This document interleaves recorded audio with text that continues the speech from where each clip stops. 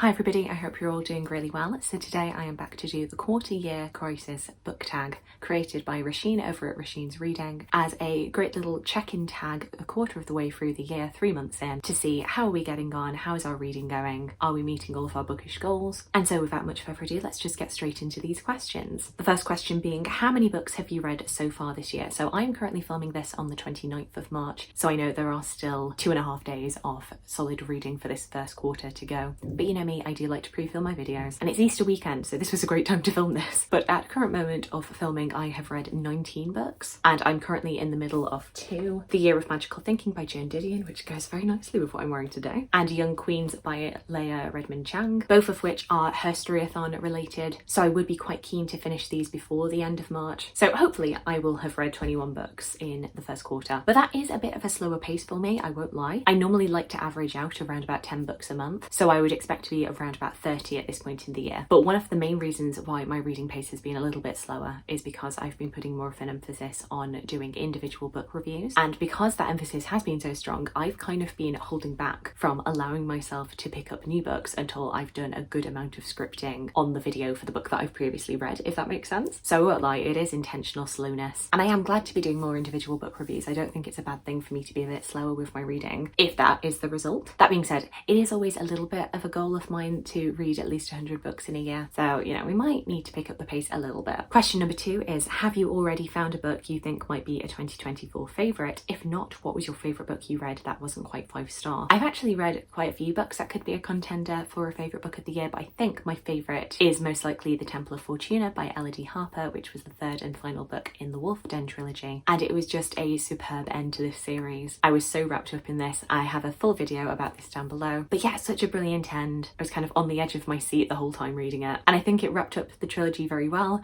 though also making me want more because there were a couple of unanswered questions by the end. Question number 3 is any 1-star books / least favourite book of the year, and for me that was Mary or the Birth of Frankenstein by Eekhout. That's definitely the big disappointment for me this year. Once again, another one that I've done a full book review of, but I just found the different narrative strands in this didn't really have much bearing on each other thematically. A lot of it felt a little bit like fan fiction and just didn't make a whole lot of sense, and then other parts of the writing was just very dull and nothing happened.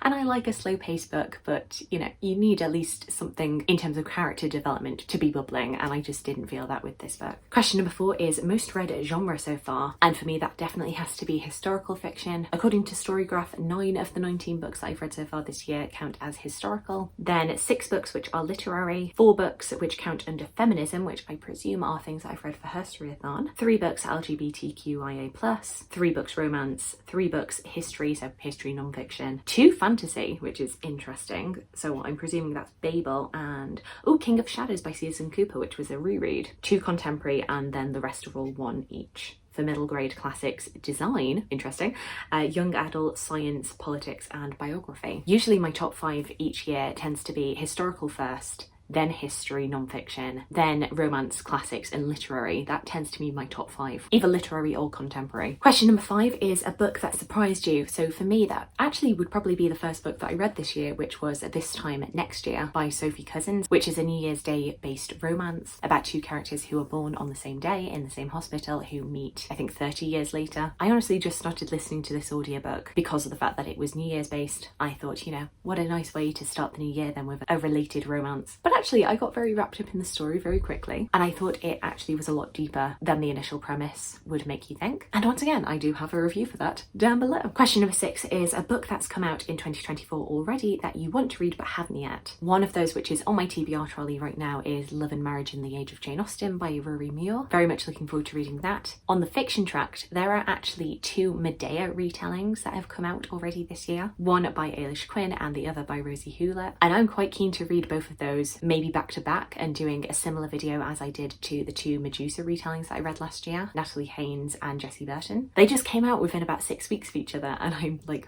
interesting, what's in the air right now? And I'd definitely love to hear any of your thoughts on either of these 2 retellings. Question number 7 is one goal you made that you're succeeding at, and for me it's definitely doing more individual book reviews. Aside from the books that I've read in March, almost all of the books that I've read for the first time this year I have done individual book reviews for, and the reason I've not done that in March is purely because I would like to do a full Herstory-a-thon wrap up, but no fear, I do have full intention of restarting individual book reviews in April. And yeah, I am just really pleased because I do find doing individual book reviews to be a little bit scary, and it is purely the scripting that can sometimes terrify me. There is nothing scarier than a blank page or a blank Word doc and trying to cobble together thoughts out of very sparse notes that I tend to have about the books that I'm reading. But I am definitely enjoying it, and I feel like I get more out of the books that I read when I talk about them more in depth on my channel. It's also the reason that I'm trying to phase back in wrap-ups where I do talk even just briefly about everything that I read, because that just wasn't part of my roundup format. And so that means that there's a good year or so of books that I have barely spoken about on my channel, and that's a shame because I do have things to say, and it's purely the fact that those videos take so long to edit that has put me off doing them. But what's really the point of a booktube channel if you barely talk about the books you're reading? Question number 8 is one goal you made that you need to focus on. Always need to focus on the TBR, and especially at this time of year, it's just been my birthday. I have been buying a little bit more than I normally would, so we are currently over 20 books on my TBR, but that's fine, that fluctuates during the year. I think another goal that I would want to focus on is rereading favourites, because I do really want at some point in this year to do a best books of all time video, but I do think that requires me doing a little bit of rereading first in order to really cement those favourites in my mind. And then finally, question number 9 is new to you booktubers, bookstagrammers, booktokers for 2024 that you recommend. I'm very bad at keeping a track of when I discover people, but the past few months I have seen so many fantastic booktuber recommendation videos. It's really nice. I love how much people are wanting to share their love right now. One recommendation that I took from Olive's video was Sierra and John from And They Were Readers. I really enjoy their duo dynamic. I've been watching a lot of Kelly from Books I'm Not Reading. Oh, and B from Mama Needs to Read Romance. I don't know if it was this year that I found her, but it has been fairly recent. Her channel is primarily romance, and I just find her so incredibly funny. Her intros are always fantastic. She's a massive Tessa Dare fan, and you know how much I love Tessa Dare. And now I'm having a blank on other people, and I know that there are other people. But yeah, there are a lot of really fantastic creators who I've been discovering recently and who I've had recommended. So please do leave me any recommendations that you have of booktubers you think I would really enjoy, especially if they read any of my favourite genres. So as I say, historical fiction, history non-fiction, romance, classics, contemporary, a little bit of literary, but you know, not crazy experimental. But it's always nice to hear people talking about those kind of books, even if I don't plan to read them myself.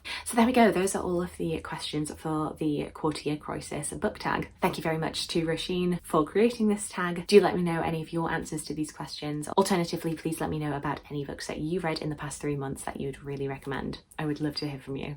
I hope you're having a fantastic day, and I look forward to talking to you again soon. Thanks. Bye.